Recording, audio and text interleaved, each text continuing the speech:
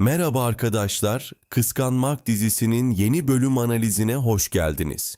Analize başlamadan önce Kıskanmak dizisi çok güzel ve asla final olmasın diyenler aşağıdan videoyu beğenmeyi unutmasın.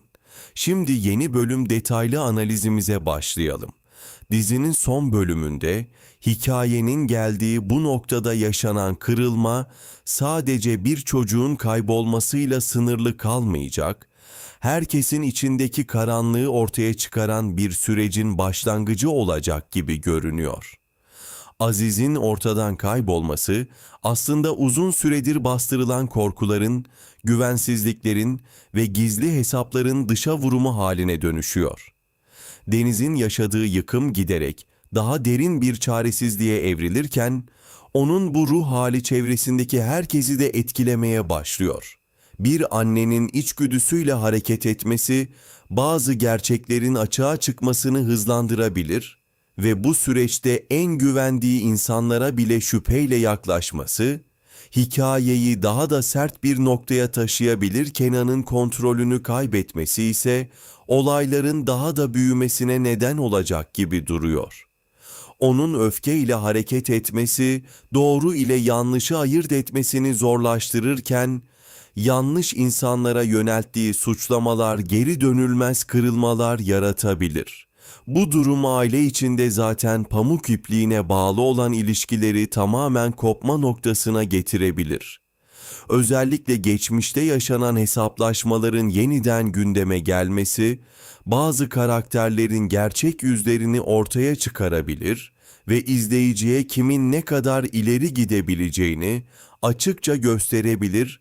Cihan'ın yaşadığı güven sarsıntısı ise çok daha derin bir çatışmanın habercisi gibi duruyor. Seniha'ya duyduğu inancın zedelenmesi, onun daha sert ve mesafeli birine dönüşmesine yol açabilir. Bu değişim sadece ikili ilişkileri değil, aile içindeki güç dengelerini de doğrudan etkileyebilir.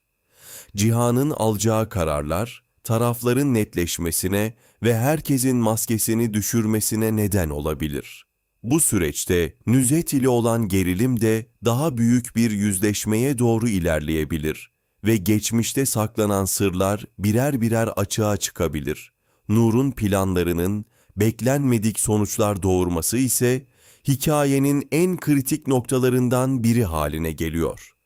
Onun attığı adımlar başlangıçta kontrol altında gibi görünse de zincirleme etkiler yaratarak herkesin hayatını alt üst edebilir.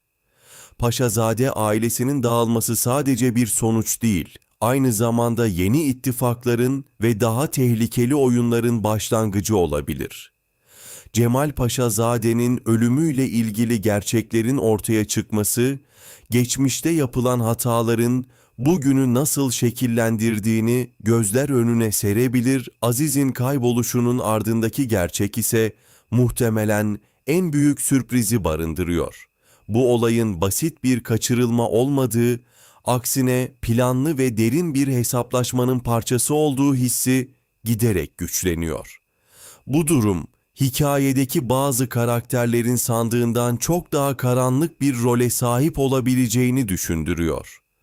Özellikle en masum görünen kişilerin bile aslında büyük bir oyunun parçası olabileceği ihtimali, gerilimi sürekli diri tutacak bir unsur haline geliyor. Gelecek bölümde duyguların daha yoğun, çatışmaların daha sert ve yüzleşmelerin daha yıkıcı olması bekleniyor.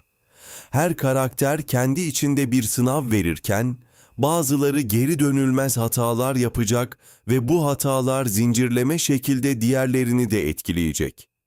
Hikaye ilerledikçe güven kavramı tamamen yok olurken, herkesin kendi gerçeğiyle yüzleşmek zorunda kalacağı bir noktaya doğru sürüklendiği hissi ağır basıyor.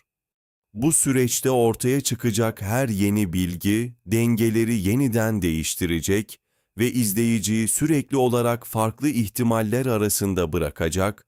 Sonuç olarak gelecek bölüm sadece bir kayıp vakasının çözülmeye çalışıldığı bir hikaye olmayacak, aynı zamanda karakterlerin iç dünyalarının parçalandığı, ilişkilerin geri dönülmez şekilde zarar gördüğü ve geçmiş ile bugünün iç içe geçerek büyük bir hesaplaşmaya dönüştüğü bir bölüm olarak öne çıkacak. Atmosferin giderek daha karanlık hale gelmesi, olayların hız kesmeden derinleşmesi ve her sahnede yeni bir gerilimin ortaya çıkması, hikayeyi çok daha sürükleyici ve etkileyici bir noktaya taşıyacak gibi görünüyor. Hikayenin bu evresinde yaşanan kayıp olayı sadece bir kriz değil, karakterlerin iç dünyasını sarsan ve herkesi kendi gerçekleriyle yüzleşmeye zorlayan bir kırılma haline dönüşüyor. Aziz'in ortadan kaybolmasıyla birlikte evin içindeki sessizlik yerini giderek büyüyen bir paranoyaya bırakıyor. Deniz'in acısı ilk başta donup kalmış bir şok gibi görünse de zamanla daha keskin, daha kontrolsüz bir arayışa evriliyor. Onun sezgileriyle hareket etmeye başlaması, mantığın geri planda kalmasına neden olurken, bu durum çevresindeki insanların sakladığı detayların fark edilmesini hızlandırabilir. İçten içe hissettiği bir şeyin peşinden gitmesi, hiç beklenmeyen bir gerçeğin kapısını aralayabilir. Kenan'ın, bu süreçte giderek daha sertleşen tavrı, olayların daha da içinden çıkılmaz hale gelmesine yol açıyor. Onun öfkesi sadece bir tepki değil, aynı zamanda geçmişte bastırdığı duyguların dışa vurumu gibi ilerliyor. Kontrolünü kaybettikçe daha keskin kararlar alması ve geri adım atmaması, etrafındaki herkesle arasına görünmez duvarlar örüyor. Bu durum, onu yalnızlaştırırken, aynı zamanda daha tehlikeli bir noktaya taşıyor. Çünkü yalnız kalan birinin alacağı kararlar çoğu zaman daha radikal ve yıkıcı olabilir. Cihan'ın yaşadığı içsel çatışma ise hikayeye farklı bir derinlik katıyor. Güven duygusunun sarsılması onun bakış açısını tamamen değiştiriyor. Artık olaylara daha şüpheci yaklaşan birine dönüşmesi, geçmişte görmezden geldiği ayrıntıları fark etmesine neden olabilir. Bu farkındalık, onu beklenmedik bir gerçeğe götürebilir. Aynı zamanda bu süreçte duygularıyla mantığı arasında sıkışıp kalması, vereceği kararların yönünü belirsiz hale getiriyor. Onun atacağı adımlar sadece kendi kaderini değil, diğer karakterlerin de yolunu doğrudan etkileyecek gibi duruyor. Seniha'nın içinde bulunduğu durum giderek daha karmaşık bir hal alıyor.